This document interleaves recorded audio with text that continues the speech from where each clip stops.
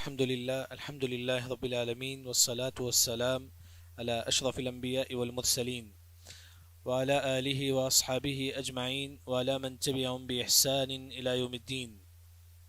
أعوذ بالله من الشيطان الرجيم. بسم الله الرحمن الرحيم. قل يا أيها الكافرون لا أعبد ما تعبدون ولا أنتم عابدون ما أعبد ولا أنا عابد ما عبدتم ولا انتم عابدون ما اعبد لكم دینکم ولی دین. انشاءاللہ آج ہماری تفسیر ہوگی سورۃ الکافرون. سب سے پہلے اس سورت کی جو فضیلت ہے وہ یہ ہے کہ حدیث میں آتا ہے کہ اذا اویت الی فراشک، جب تم سونے کے لیے آتے ہیں تو تم سورۃ کافرون پڑھو. سونے سے پہلے سورۃ کافرون پڑھو.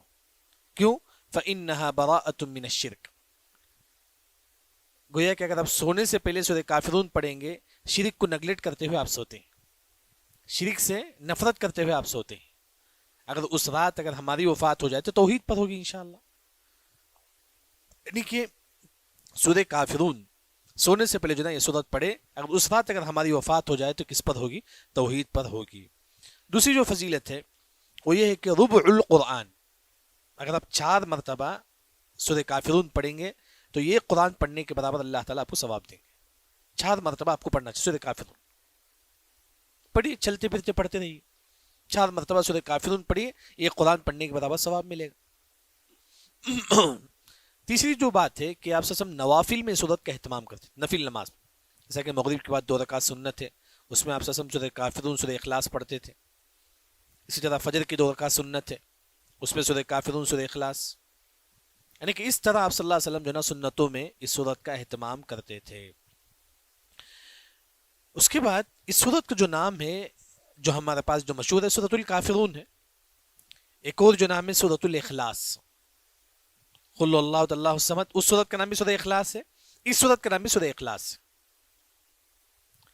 سورۃ کافرون کا ایک اور جو نام ہے سورۃ المشیقشہ. سورۃ المشیقشہ کیا مطلب ہے مشیقشہ کا؟ جیسا کہ بولتی ہے کہ ایک انسان بیمار ہے، ایک انسان کو بخار ہے، جب بخار کم ہو جاتا ہے تو گویا کہ قشقش الرجل، یعنی کہ اس سے بخار کم ہو گیا، اس سے بخار نکل گیا. یعنی کہ سورت مشیقشہ ہے، یعنی کہ اگر آپ یہ سورت پڑھیں گے گویا کہ آپ کے اندر سے شرک نکل جائے گا، آپ کے اندر سے شرک جو ہے نا نکل جائے گا. اس وجہ سے سورت کا ایک اور جو نام ہے سورۃ المشیقشہ، یعنی کہ جو سورۃ کافرون پڑھے گا، اس پر عقیدہ رکھے گا تو انشاءاللہ جو نا اس کے اندر سے جو نا شرک نکل جائے گا. پھر اس کے بعد چلیے ہم لوگ اس سورت کی تفسیر دیکھیں گے. اصل یہ سورت کب نازل ہوئی کہ کچھ مشرکین آ کر کہنے لگے کہ محمد صلی اللہ علیہ وسلم آپ یہ 1 سال ہماری بت کی عبادت کرو، ہم 1 سال اللہ کی عبادت کریں گے. یعنی کہ کافروں نے کہا کہ محمد صلی اللہ علیہ وسلم آپ 1 سال بت کی عبادت کرو، ہم اللہ کی عبادت کریں گے. آپ سب خاموش رہے یہاں تک کہ سورۃ کافرون نازل ہوتا ہے کہ قل، اے نبی آپ کہہ دو، یا ایھا الکافرون، اے کافرون، لا اعبد ما تعبدون، اے کافر میں کبھی بھی بت کی عبادت نہیں کروں گا، کبھی بھی عبادت نہیں کروں گا. یعنی کہ یہاں آپ دیکھیں کہ قل، اے نبی آپ کہہ دو، یا ایھا الکافرون، اے کافرون. یا عربی زبان میں کوئی انسان مسجد سے باہر ہے، مطلب دور ہے، اس کے لیے استعمال ہوتا ہے یا. یعنی کہ کوئی مسجد سے باہر ہے، اسے بولتے ہیں کہ یا زید، اے زید ادھر آؤ.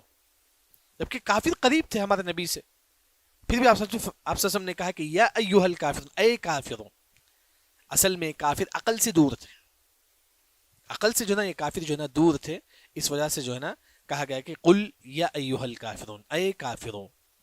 دیکھیے آپ یہاں کافرون کا ذکر ہے، یہاں ہمارا جو عقیدہ ہونا چاہیے کہ کافر کو کافر سمجھنا ہر مسلمان پر واجب ہے. کافر کو کافر سمجھنا واجب ہے.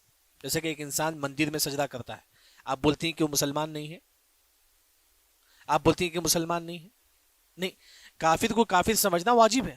جیسے کہ آپ دیکھیں گے من لم یکفر فہو کافر، جو مسلمان کافر کو کافر نہیں سمجھتا وہ مسلمان کافر ہو جائے گا. آپ دیکھتے ہیں کہ ایک جو ہے نا عیسائی یہاں جاتا ہے، چرچ جا کر عبادت کرتا ہے، آپ بولتے ہیں کہ نہیں وہ کافر نہیں ہے. اگر آپ کافر نہیں بولیں گے تو آپ کافر ہو جائیں گے.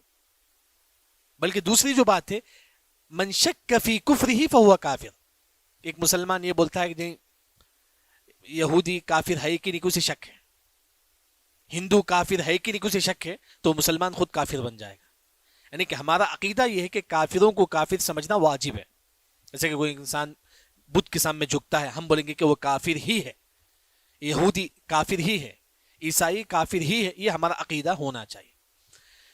اسی طرح ایک اور جو مسئلہ ہے کہ کوئی مسلمان کسی مسلمان کو کافر نہ بولے.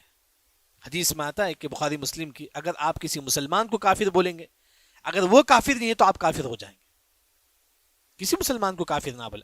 آپ کے ساتھ جو نماز پڑھتا ہے، آپ کے ساتھ جو روزہ رکھتا ہے، مسلمانوں کو کافر نہ بولے. لیکن یہاں اللہ تعالیٰ نے کہا کہ اے نبی آپ کہہ دو اے کافروں کو، ان کافروں کو کہہ دو لا اعبد. آپ سب نے کہا کہ میں عبادت نہیں کروں گا.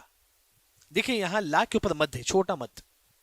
لا اعبد یعنی کہ آپ سب نے معنی میں گاڑا پیدا کرنے کے لیے، یعنی کہ میں بت کی عبادت نہیں کروں گا، یعنی کہ لا اعبد.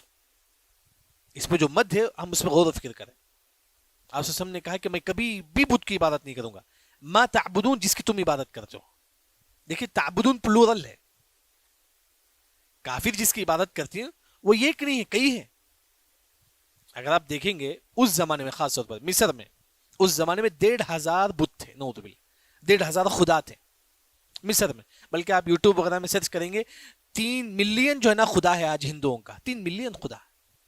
وہی اللہ نے فرمایا کہ ما تعبدون، ایک کافر جس کی تم عبادت کرتے ہو وہ ایک نہیں ہے، 2 نہیں ہے، 1000 ہے. لیکن کافر جن جن کی عبادت کرتی ہیں پوری نعوذ باللہ ان کا جو معبود ہے، تمام معبودوں میں 3 بڑا معبود ہے کافروں کے پاس. ایک اگر آپ دیکھیں گے جو نا ایک خالق ہے، اس کے پاس نام نہیں لوں گا مسجد میں ایک خالق ہے، پیدا کرنے والا ایک معبود ہے ان کے پاس. دوسرا کافروں کے پاس جو ہے نا دوسروں کی مدد کرنے کے لیے ایک معبود ہے. اسی طرح ہلاک کرنے برباد کرنے کے لیے ایک معبود ہے. 3 معبود کافروں کے پاس مشہور ہے. اس کے علاوہ کافروں کے پاس اس کا سورج کا ایک خدا ہے، چاند کا ایک خدا ہے، بارش کا ایک خدا ہے. یعنی کہ کافروں کے پاس جو نا کئی خدا ہے. وہی آپ صلی اللہ علیہ وسلم نے فرمایا کہ لا اعبد ما تعبدون، ایک کافر کبھی بھی جو ہے نا بت کی عبادت نہیں کروں گا جس کی تم عبادت کرتے ہو. پھر اس کے بعد آپ صلی اللہ علیہ وسلم نے کہا ہے ولا انتم عابدون ما اعبد، ایک کافر تم بھی عبادت نہیں کریں گے جس کی میں عبادت کرتا ہوں. یعنی کہ یہ وہ کافر جن کے حق میں اللہ نے لکھ دیا کہ وہ ہمیشہ ہمیشہ کافر ہی رہیں گے. ان کے بارے میں یعنی کہ آج بھی کئی کافر ہیں جو مرتے دم تک کافر رہیں گے، کیونکہ تقدیر میں لکھ چکے ہیں کہ کون کافر ہے کون مسلمان. تقدیر میں ہر چیز لکھ چکا، ہر چیز ہے تقدیر میں. وہی اللہ نے کہا کہ جو نا اے محمد تم کہہ دو کہ کافر کبھی بھی اللہ کی عبادت نہیں کریں گے، کبھی بھی. یہ کون سے کافر جن کے حق میں اللہ نے تقدیر میں لکھ دیا جو نا یہ کافر ہی رہیں گے ہمیشہ ہمیشہ. جیسا کہ آپ دیکھیں گے حدیث صحیح ہے کہ اللہ تعالیٰ آدم علیہ السلام کو پیدا کرتے ہیں، پیدا کرنے کے بعد تمام لوگوں کو پیدا کرتے ہیں. ایسا کہ میں اور آپ تمام لوگوں کو اللہ تعالیٰ پیدا کرتے ہیں. اس وقت اللہ تعالیٰ اپنا نور چھڑکتے ہیں.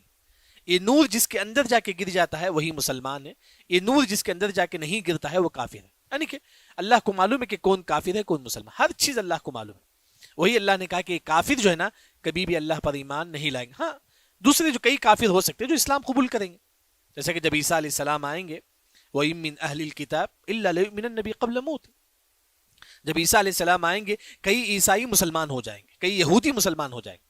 ہاں یہاں جو بات ہے وہ کافر جن کے حق میں اللہ نے لکھ دیا کہ وہ ہمیشہ ہمیشہ کافر ہی رہیں گے. پھر اس کے بعد آپ صلی اللہ علیہ وسلم نے کہا وَلَا أَنَا عَابِدٌ مَّا عَبَدتُّمْ. پھر آپ صلی اللہ علیہ وسلم نے کہا کہ عابد، عابد کا جو معنی ہے میں کبھی بھی بت کی عبادت نہیں کروں گا، کبھی بھی.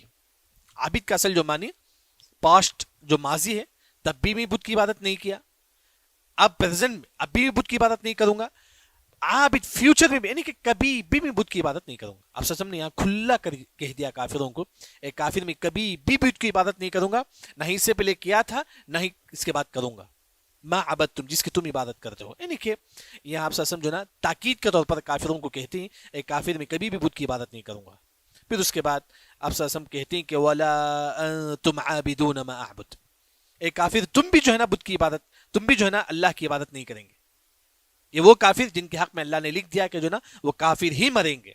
ان کے بارے میں اللہ نے کہا وَلَا أَنْتُمْ عَابِدُونَ مَا أَعْبُدُ، ایک کافر تم بھی اس کی عبادت نہیں کریں گے جس کی عبادت محمد صلی اللہ علیہ وسلم کرتے ہیں. یعنی کہ کئی کافر جو ہے نا اللہ کی عبادت نہیں کریں گے، یعنی کہ کفر ہی پہ جو ہے نا وہ مر جائیں گے.